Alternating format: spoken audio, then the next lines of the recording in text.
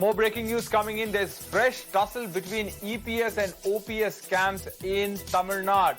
Now, EPS backers have said that OPS's position in the party as the coordinator has expired and that EPS is the only senior secretary of the AIADMK. So a big allegation there, big claim coming from the EPS supporters, the EPS camp, saying that OPS's position in the party as coordinator has expired yesterday. Let's go across to Dharini joining us for more on this. Dharini, so this tussle really going to another level now with this EPS camp making a big claim that OPS position has expired.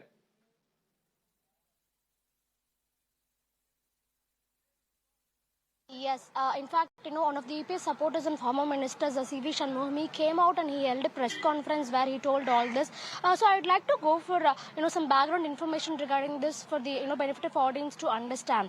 As soon as Jayalalithaa died in 2017, the position of General Secretary was removed in AIADMK and two different positions, coordinator and joint coordinator were created. So at that point in time, it was told that the General Council members of the AIADMK party, they would elect both these coordinator and joint coordinator. An election was held and OPS was, elected as the coordinator and EPS was elected as the joint coordinator of AIADMK. It was told that their term would be for 5 years and that after that an election would be conducted again. So, their term expired in September 2021. So, after that, in December 2021, there was another, executive committee members meeting in AIADMK, and in that meeting, it was told that an amendment is being brought to the previous rule. So, this amendment is that hereafter, the primary members of the party, they will be electing the, coordinators and joint coordinator and not the general council members, because remember earlier in 2017, it was told that the general council members would elect the coordinator and joint coordinator.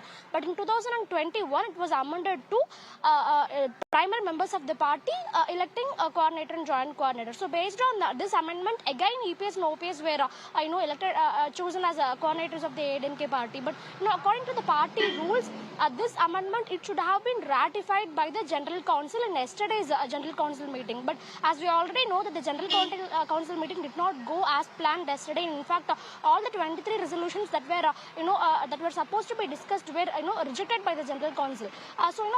One of the resolutions in the 23 resolutions was that was for the ratification of the 2021 amendment. But since all of the 23 resolutions were rejected and the General Council meeting didn't go as planned, no such ratification happened yesterday. So on this basis, today EPS supporter C.V. Shanmugam, he's also a former minister, he came out and he held a press conference where he told that in the absence of ratification by the General Council, yesterday itself, the positions of coordinator and joint coordinator had expired in the AIADMK party, and that now at this point in time when we are talking, EPS is only the senior secretary of the AIADMK and OPS is only the treasurer of the party. So these are the allegations and comments that they're looking at from the EPS camp. They are telling that the positions of coordinator and joint coordinator had expired yesterday itself based on party rules.